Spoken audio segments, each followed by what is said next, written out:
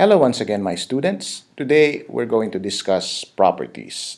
Well, you're going to ask me, Mr. M, why are we studying properties? Well, it's to give you a straightforward answer. You're going to have the concept of equation in the next few months, and by learning and identifying real number properties, you can easily solve and handle all your equation problems. So let's try to go ahead and identify these different properties. Well, you have one, let's one, hold on. You have one, two, three, four, five, six different properties with two versions. One is the addition version, and two, the multiplication version. Okay? So I did this in order for you to identify and classify what's the associative property of multiplication and what the associative property of addition. It's pretty much, the concept is pretty similar. So listen. So first up is we're going to learn associative property of addition. Well, if you add 1 plus 1 and you put a parenthesis over there and you add you add 2 plus 3, pretty much this one and this one has the same answer. So they are equal to each other. 2 plus 3 is 5. If you add 1 over here, it would be 6. This one, 1 plus 2 is 3. If you add 3 over here, it would be 6. So you see the answers are both the same. Got it? Here, let's have the example below. 1 times 2 is 2, times 3 is 6, right? So here, if you group this, so this one is grouped with 1 and 2, 1 times 2, and this one will be grouped. 2 times 3 is 6. You multiply 1, and that would be 6. You see? So associative property is more of the of order properties. Let me give you a picture of this in order for you to understand it clearly. I call this as the boyfriend and girlfriend property. Okay? What do I mean boyfriend and girlfriend property? Let's say this boy is named Connor and this girl is named Anna, and this boy is named Jack. So Anna in the morning perhaps goes out with Connor. Well, in the evening, Anna can also go out with Jack. So they can go together and they can go together. So it seems like it's similar to this one. 1 plus 2 can go together and 2 plus 3 can go together, and you arrive at the same answer.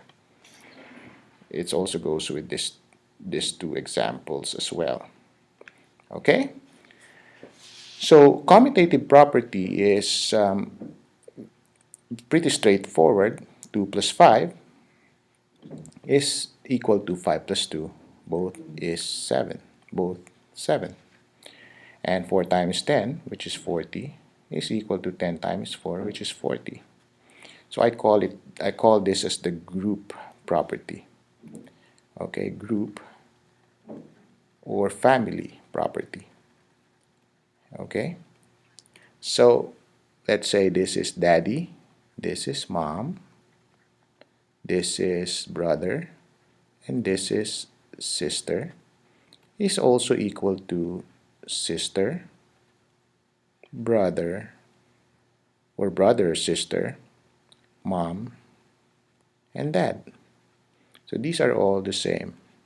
Okay, the only difference is the grouping. Okay, so here in the commutative property of addition, 2 plus 5 is equal to 7 and 5 plus 2 is equal to 7. So the grouping is different, but the answers are the same. In the commutative property of multiplication, again, 4 times 10 is 40, and 10 times 4 is 40 as well. Identity property is what I call the mirror property. Where do I put, let's say this is the mirror property. Okay? So you see yourself, it reflects yourself on the mirror. So let's say 1 plus 0, the answer is 1. 2 plus 0, the answer is 2. That's why this is 0. Okay? Now this, the handle, I call it 1 because if you're going to do it on this side, okay, if you put 1 times 1, that would be 1. It reflects, okay, it reflects the identity of 1. That's why it's called identity property. 2 times 1, it reflects, and the answer would be 2. It reflects the identity of 2, or it reflects 2. Straightforward. Okay? Next up would be the inverse property. Okay? Inverse property of addition. Two opposite numbers, positive 4 plus negative 4 is always 0. Opposite number 5, negative 5, the opposite of negative 5 is positive 5 is always 0. That's why that's the inverse property. We call it the addition inverse property or the additive inverse property. Okay? In the multiplicative or multiplication inverse property, well, it's very straightforward. You are going to learn the concept of reciprocal. So what does this mean? So 9 times 1 over 9, 9 times 1 over 9 is essentially 9 over 1 is equal to 1 over 9. So if you multiply this, 9 times 1, which is 9, 1 times 9 is 9, the answer would be 1. Okay? So this is the reciprocal. If you cross multiply that, you cancel that, all of it, and this would be the answer. It's 1. Okay? Next up would be the distributive property of addition and the distributive property of multiplication. There's no addition as version of this. So you just go ahead and do this. I call this the pass out property. So let's say I have candy. I want to give it to you. I'll pass it out to all of my students. Or a candy cane. I want to give each one of you for, let's say, a holiday. I'll give some gifts. So I pass it out. So here, 4 times 3 and 4 times 2. So if you multiply 4 times 3, this would be the result. And then you plug it here. 4 times 2 is, this would be the result, and 4 times 3 would be 12, plus 4 times 2 is 8. This would be 20.